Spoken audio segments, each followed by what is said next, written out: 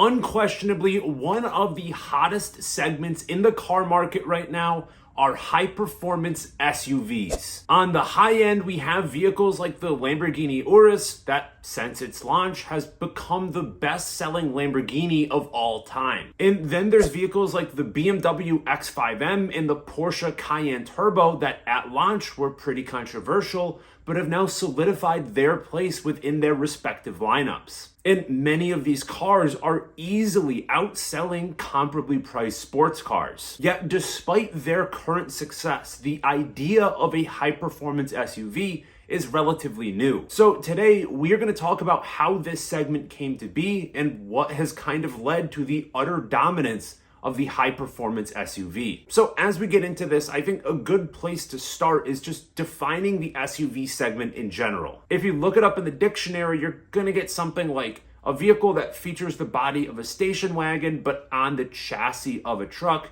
typically featuring four-wheel drive. But nowadays, there are a lot of vehicles that we consider to be SUVs that don't necessarily fit cleanly into that box. SUVs have been around since the inception of the mass production automobile. But with many of these early SUVs, how they ended up actually getting used was far more similar to pickup trucks of the time, meaning that they were rugged vehicles that were intended for work and not necessarily for personal transportation. The vehicle that would come to reshape the SUV segment into what we know it as today would be the 1984 Jeep Cherokee XJ. Now, there are a few different things that made this vehicle unique.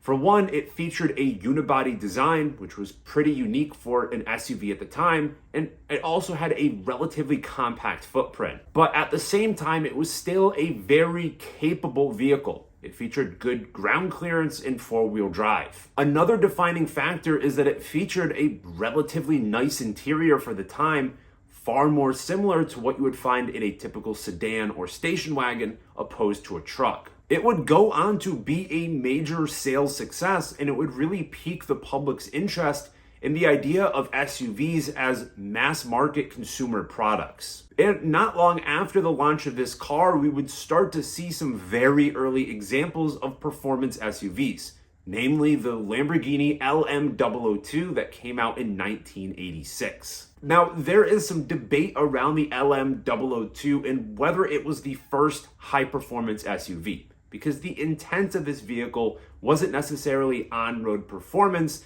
and instead it was intended to be a US military vehicle. I would argue that the LM002 is far more similar to something like the Ram TRX or the Raptor Rs of today, and not something like a Porsche Cayenne Turbo or a BMW X5M. It's also a bit uncertain if you can even consider this an SUV in the first place. But regardless of that debate, this vehicle still did feature a 5.2-liter naturally aspirated V12 engine and was capable of doing 0 to 60 in under 8 seconds, which was incredibly impressive for the time. So at least in my book, I think that is enough to qualify this as the first high-performance SUV.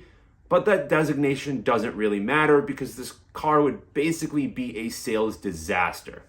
Partially, I think, because it was a little bit ahead of its time, but also because of just the general dysfunction occurring at Lamborghini in the 1980s. Another early performance SUV would be the GMC Typhoon. Interestingly, the Typhoon is far more similar to the high-performance SUVs of today than just about any other model from this era. For one was its size. It was built on the Chevy S10 chassis, so it was relatively compact. It also featured all-wheel drive, a turbocharged 6-cylinder engine, and was also only available with an automatic transmission. And while the Typhoon would go on to have moderate sales success, certainly compared to the LM002, it really wouldn't be the watershed vehicle that would open the floodgates for the performance SUV, because ultimately it would end up being the Germans that solidified this segment as we know it today. What many people claim to be the first modern performance SUV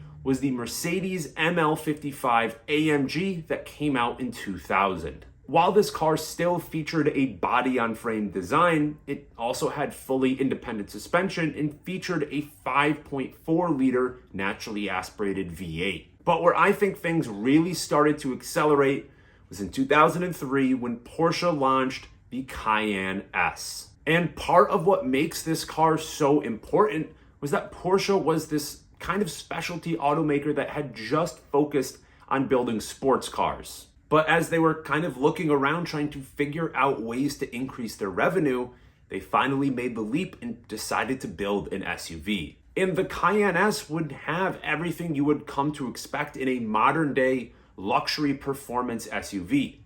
A powerful engine, a well-appointed interior, and about as close to sports car-like handling as you're gonna find in a vehicle that weighs over 5,000 pounds. Now, let's take a second to zoom out of our talk on just performance SUVs and evaluate the SUV segment more broadly. Even into the 1990s, your typical SUV was more akin to a pickup truck in terms of how it drove and how it rode than your typical sedan. As a result, I think there was kind of a cap on SUV demand because not everyone was willing to make that sacrifice. What would ultimately lead to just the takeover of the SUV would be the proliferation of the crossover. More vehicles like that Jeep Cherokee that we were talking about earlier. Now, the definition of what qualifies as a crossover can also be a little bit fuzzy. Typically, it is an SUV that shares a unibody chassis with a passenger car opposed to sharing its chassis with a pickup truck. In practice, this means that a crossover is basically like a lifted station wagon opposed to your more traditional SUV that is essentially a pickup truck without a bed. So with a crossover compared to your traditional SUV, you're gonna be making sacrifices to things like ground clearance, off-road capability, and just kind of general ruggedness. But what you get in return is a driving experience that is more akin to what you would find in a normal car. So sharper steering, more compliant ride and handling. Many of these vehicles are also equipped with smaller engines, so they end up getting relatively good fuel economy as well. And we can largely credit the introduction and proliferation of the crossover with the massive increase in market share attributed to SUVs in the past 20 years. Because when you stop to really think about it, SUVs do meet the demands of the average consumer better than most cars do. When you survey people, they almost always say they want more space in their car and they want a higher seating position to see over other drivers in traffic. And because with these crossovers, there is less of a trade-off to things like fuel economy or handling characteristics, that is why the crossover SUV has basically just become the default. And that is an idea that I kind of want to expand on here.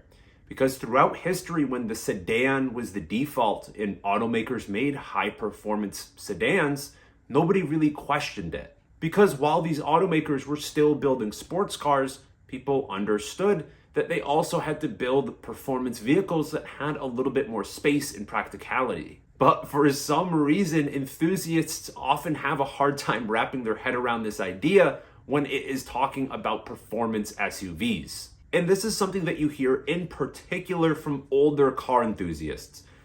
And I think it is because they still attribute SUVs to the SUVs of old when they were still based on pickup trucks. But that just isn't the case with most high-performance SUVs of today. They're much more akin to just a lifted station wagon. So that leads us to where we are today, where it seems like just about every high-performance car company has an SUV offering. Lamborghini has the Urus that we mentioned. It is now Lamborghini's best-selling model ever. Ferrari, who for the longest time claimed that they would never put out an SUV, has released the Purosangue, and it is an SUV despite what Ferrari may claim. You look at a brand like Aston Martin, who might be a little bit more resource constrained than some of these other automakers, and even they have an SUV. We didn't talk a ton about the luxury car segment in this video, but Rolls-Royce and Bentley are both now moving a lot of SUVs. Now, something you'll often hear from car enthusiasts is that by building these SUVs, it dilutes the image of the brand. That when a company that primarily builds sports cars comes out with a vehicle like this, it somehow makes people think less of them. But honestly, I could not disagree more. We can just look at Porsche and the Cayenne. That vehicle has basically single-handedly made them into the financial powerhouse that they are today. What it ended up doing is providing them with the financial stability to be able to make special projects like the GT3, the GT2, the 918. All of these are possible because they have this kind of mass market product with the Cayenne. It's a similar story with Lamborghini. Now that the Urus is selling so well, they have continued resources to put into their flagship models like the Revuelto. As long as these car companies continue to produce their sports cars along with these new performance SUVs, I see no problem with it whatsoever. One other avenue we haven't talked about yet are EVs. A potential drawback to the high performance SUV is weight. But with an EV, the vehicle is already going to be extremely heavy, so the differential between a car and an SUV just isn't as big. Additionally, a lot of this extra weight is coming in the floor pan of the car, which can help with handling. So, all in, the modern day high performance SUV is an extremely compelling product. They are fast, they handle well, they offer more usability and practicality compared to a traditional sports car or even sports sedan, and they do a great job at minimizing the trade-offs of an SUV opposed to a car. I think it is very easy to see why they are so popular, why they have become a lot of these performance car companies' best-selling product, and I think it's only going to continue into the future.